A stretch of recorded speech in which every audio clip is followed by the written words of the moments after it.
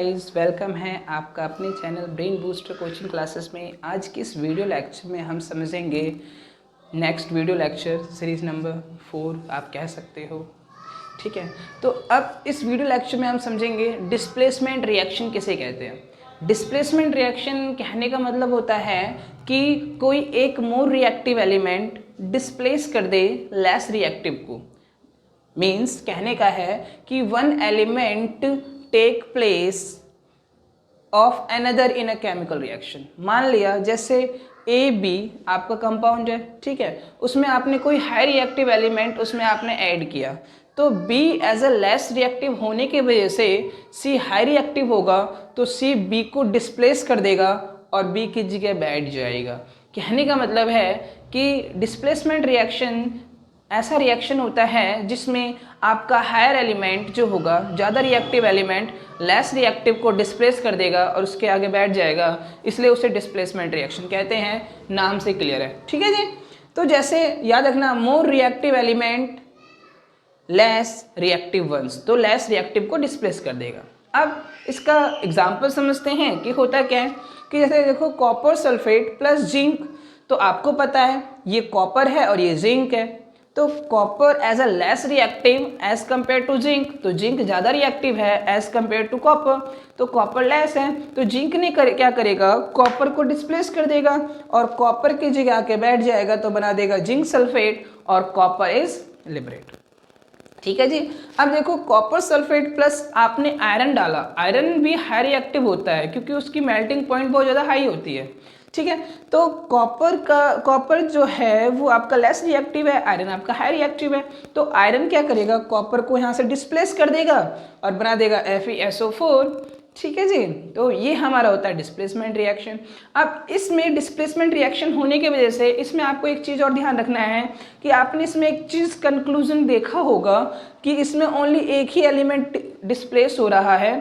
तो कहने का मतलब जिसमें ओनली एक एलिमेंट ही डिस्प्लेस होता है इसीलिए इसे डिस्प्लेसमेंट रिएक्शन को हम दूसरे नाम से सिंगल डिस्प्लेसमेंट रिएक्शन भी कहते हैं। देखिए नोट करके हमने लिख रखा है कि only one element is take displace from the compound. किसी भी एक कंपाउंड से, कॉपर सल्फेट है या कोई भी आप ले लो एग्जांपल, तो ओनली एक ही एलिमेंट जो होगा डिस्प्लेस होगा इस कंपाउंड में से, इसीलिए it is also known the single displacement reaction.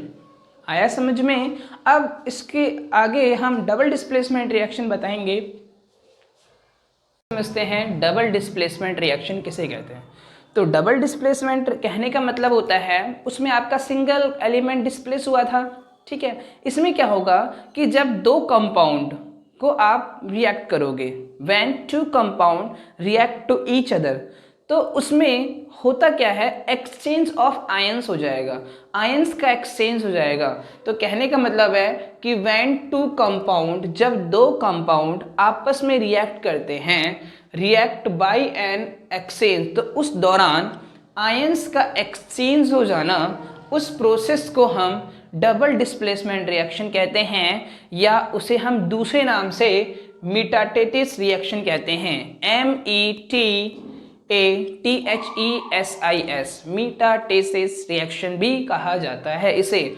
अब जैसे फॉर एग्जांपल हम थोड़ा सा देख लेते हैं कि जैसे मैंने यहाँ लिख दिया है AB एक आपका कंपाउंड है, ठीक है जी, CD भी आपका एक कंपाउंड है, ठीक है। जब दो कंपाउंड आपस में रिएक्शन होगा तो याद रखना पहला वाला होता है पार्शियली पॉजिटिव चार्ज, एक होता है प्लस का चार्ज, एक होता है माइनस का चार्ज, दूसरा प्लस का चार्ज फिर माइनस का चार्ज। तो ये प्लस वाला क्या करेगा, इस माइनस आयन को छोड़ देगा, दूसरे माइनस आयन के साथ आ जाएगा। तो कहने का मतलब है आयंस का एक्सचेंज होना, आयंस का अदला बदली होना। तो ये वाला प्लस माइनस के साथ रिएक्ट कराएगा तो बना जाएगा AD, और ये वाला प्लस इस माइनस से आ जाएगा तो बना देगा BC। अब आप इसका एग्जाम्पल देखिए, एग्जाम्पल कहता है कि AgNO3 प्लस NaCl को आप रिएक्ट करते हो, तो Ag पॉजिटिव है, NO3 माइनस है, Na प्लस है, Cl माइनस है, तो ये वाला प्लस इस माइनस के साथ जाएगा तो ये क्या बना देगा, AgCl, ठीक है जी, और ये Na इसके साथ बना देगा सोडियम नाइट्राइल NaNO3। ओके जी। अब उसी तरह ये BaCl2 Na2SO4 है, तो आपका Ba प्लस का Cl माइनस, ये प्लस ये माइनस, ठीक है। तो ये प्लस वाला इस माइनस के साथ चला जाएगा तो क्या बना देगा BaSO4, ठीक है जी। और ये NaCl के साथ बना के नमक बना देगा NaCl। तो इस टाइप के रिएक्शन को हम डबल डिस्प्लेसमेंट रिएक्शन कहते हैं। तो डबल डिस्प्लेसमेंट इसलिए कहा जाता है क्योंकि इसमें आयंस का एक्सचेंज हो जाता है, उसमें सिंगल एक्सचेंज होता था, इसमें क्या होगा दोनों एलिमेंट आपस में एक्सचेंज हो जाएंगे। तो इस प्रक्रिया को हम डबल डिस्प्लेसमेंट रिएक्शन कहते हैं। आ गया समझ में। अब हम आगे वाली वीडियो अभी हम इससे आप बताएंगे कि हमारा ऑक्सीडेशन एंड रिडक्शन क्या होता है। तो आप देखिए, अब समझते हैं हम रिडॉक्स रिएक्शन किसे कहते हैं। रिडॉक्स रिएक्शन कहने का मतलब होता है कि redox is made up of two things. Redox किससे बना है? दो थिंग्स से बना है। रिडॉक्स पहला ReD red plus OX ox. Redox बना है दो चीज से, ReD प्लस OX, तो वो बनेगा हमारा रिडॉक्स, ठीक है जी। तो अब देखिए ReD बोले तो रिडक्शन, OX बोले तो ऑक्सीडेशन, ठीक है। अब इसका समझो होता क्या है कि ऑक्सीडेशन कहने का मतलब है एडिंग ऑफ ऑक्सीजन। ऑक्सीजन का अगर ऐड होता है किसी भी कंपाउंड या किसी भी एलिमेंट में तो एडिंग ऑफ ऑक्सीजन ऑक्सीडेशन होता है, और रिमूवल ऑफ हाइड्रोजन भी ऑक्सीडेशन होता है। ऑक्सीडेशन अगर कोई पूछे तो आप सिंपल सा कहना adding of oxygen removal of hydrogen, तो उसे हम ऑक्सीडेशन कहते हैं। और याद रखना जो खुद ऑक्सीडाइज हो जाए, जो खुद ऑक्सीडाइज हो जाए उसी को हम दूसरे नाम से रिड्यूसिंग एजेंट कहते हैं। क्या बोलते हैं? Reducing agent. तो रिड्यूसिंग एजेंट कहने का मतलब है जो खुद ऑक्सीडाइज हो जाए उसे हम रिड्यूसिंग एजेंट कहते हैं, ठीक है। रिडक्शन समझिए, रिडक्शन क्या होगा? रिडक्शन कहने का मतलब है एडिंग ऑफ हाइड्रोजन, हाइड्रोजन का ऐड होना और ऑक्सीजन का निकल जाना, ठीक है, उसी को हम रिडक्शन कहते हैं। रिडक्शन जो खुद रिड्यूस हो जाए उसे हम ऑक्सीडाइजिंग एजेंट कहते हैं। क्या बोलेंगे? Oxidising agent. यहाँ तक क्लियर है? और अगर कोई कंपाउंड में आपको ऑक्सीजन और हाइड्रोजन ना दे, जरूरी थोड़ा है कि सब कंपाउंड में आपका ऑक्सीजन और हाइड्रोजन हो, तो उस केस में आपको एक ट्रिक याद करना पड़ेगा। सो मैं आपको बता देता हूं यार, एक सेकंड। लियो गुर्राता है। क्या करता है? लियो गुर्राता है। तो लॉस ऑफ इलेक्ट्रॉन, जो अपना एक इलेक्ट्रॉन लूज कर दे, जो अपना एक इलेक्ट्रॉन लूज कर दे उसे हम ऑक्सीडाइजिंग कहते हैं, ऑक्सीडेशन कहते हैं। और gain of electron is called reducing, ठीक है जी। तो जैसे फॉर एग्जांपल आपको पता है सोडियम है, सोडियम का एटॉमिक नंबर 11 होता है। इलेक्ट्रॉनिक विन्यास आप देखोगे, इलेक्ट्रॉनिक कॉन्फ़िगरेशन 2,8 होगा, उसके आउटर मोस्ट में एक इलेक्ट्रॉन है। अब वैलेंस इलेक्ट्रॉन्स की वैलेंसी 1 है, तो वो क्या करेगा? अपना एक इलेक्ट्रॉन लूज कर देगा। जब एक इलेक्ट्रॉन अपना लूज करेगा, लूज ऑफ इलेक्ट्रॉन, तो वो क्या बनेगा? ऑक्सीडेशन, ठीक है। जैसे क्लोरीन है 17 है, अब उसे एक इलेक्ट्रॉन का रिक्वायरमेंट है तो एक इलेक्ट्रॉन गेन करेगा। जब भी वो एक इलेक्ट्रॉन गेन करेगा तो उसे हम रिडक्शन कहते हैं। यहाँ तक क्लियर है? अब इसका एग्जांपल समझते हैं और याद रखना, तो जब आपका ऑक्सीडेशन और रिडक्शन दोनों साइमल्टेनियसली होता है, are those reaction which are simultaneously with the oxidation and reduction take place, it's called redox reaction. अब इसका एग्जाम्पल हम समझते हैं। उसका एग्जाम्पल समझेंगे। रिडॉक्स रिएक्शन का एग्जाम्पल क्या है? जैसे copper oxide plus hydrogen then form copper plus water. तो आप देख रहे हो यहाँ पे कॉपर ऑक्साइड है, ठीक है, और यहाँ पे क्या है? कॉपर है। तो कहने का मतलब है यहाँ से जब ये कॉपर ऑक्साइड आपका रिएक्टेंट से प्रोडक्ट की ओर गया तो उस रिएक्टेंट के पास तो ऑक्सीजन था। अब जैसे ही प्रोडक्ट के पास गया तो उसने ऑक्सीजन अपना लूज कर दिया, और आपको मैंने बताया था जब ऑक्सीजन का लूज होता है तो उसे हम रिडक्शन कहते हैं। क्लियर है जी? ओके। अब आप देख रहे हो ये हाइड्रोजन है, ये आप H2 है और वहां पे आपका वाटर बन गया।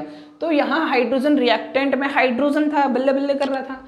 अब वहां तक जाते जाते उसके ऑक्सीजन मिल गया। जब उसने वो ऑक्सीजन मिल गया तो उसने ऑक्सीजन को क्या किया? अपनी ओर ऐड किया, तभी तो वाटर बनाया। तो जिसमें ऑक्सीजन का ऐड होता है उसे हम ऑक्सीडेशन कहते हैं। यहाँ तक क्लियर? और जब ऑक्सीडेशन और रिडक्शन दोनों एक साथ होता है उसे हम रिडॉक्स रिएक्शन कहते हैं। ठीक है जी। ओके, अब देखो effect of oxidation in day to day life या डेली लाइफ एग्जांपल में आप कह सकते हो कि ऑक्सीडेशन एक ऐसा सब्सटेंस होता है या एक ऐसा चीज होता है कि अगर कोई भी मेटल प्लेट पे लगता है तो उसे डैमेज कर देता है, अगर भोजन पे भी लगेगा तो उसे डैमेज कर देगा। ठीक है, जैसे for example effect of oxidation are damaging for metal for both food also. ठीक है, अब आप देख रहे हो ऑक्सीडेशन ऑफ मेटल, मेटल पे ऑक्सीडेशन होगा। मान लिया कि कोई भी मेटल है, अगर उस पर ऑक्सीजन ने ऐड किया या ह्यूमिडिटी या एयर मॉइस्चर उसमें ऐड होता है तो वो कोरोजन हो जाता है, उसमें जंग लग जाता है। स्पेशल अगर आयरन पे अगर वाटर मॉलिक्यूल्स या आयरन पे अगर ऑक्सीजन लगेगा, ह्यूमिडिटी लगेगा, एयर लगेगा तो वो बनेगा रस्टिंग ऑफ आयरन। अगर और कोई मेटल पे अगर ऑक्सीजन रिएक्ट करता है तो उसे कोरोजन कहते हैं, और स्पेशली आयरन पे जब ऑक्साइड होता है तो उसे हम कहते हैं रस्टिंग ऑफ आयरन। तो रस्टिंग ऑफ आयरन का फॉर्मूला होता है Fe2SO4 इंटू XH2O। ये फॉर्मूला होता है रस्टिंग ऑफ आयरन का, तो प्लीज आप नोट कर लेना। ठीक है, ओके। अब देखो ऑक्सीडेशन ऑफ फूड को कहने का मतलब है कि रैंसिडिटी कहा जाता है। तो आपने देखा होगा कि चिप्स कुरकुरे का पैकेट होता है 5-5 रुपए का, वो 3-3 महीने तक खूब चलता है। क्यों चलता है? क्योंकि उसमें नाइट्रोजन गैस लगे रहते हैं। और जैसे फॉर एग्जांपल रेफ्रिजरेटर होता है, फ्रीज आप जानते हो, वो होता क्या है, आपने सुबह भोजन रखा और शाम में आप उसे निकाल के खा सकते हो, तो खराब नहीं होता है। ठीक है, यहाँ तक समझ में। जैसे मम्मी लोग क्या करती है, अचार बनाती है तो उसमें नमक डालती है, तो काफ़ी टाइम तक वो क्या करता है, उसे स्टोर करके रखता है ताकि काफ़ी टाइम तक चल सके। तो this process is called the rancidity. तो ये हमारा chemical reaction and equation chapter overall finish हो गया है। तो आपको अच्छा लगा तो then please do like, share and subscribe. Thanks to watch my video. Thank you.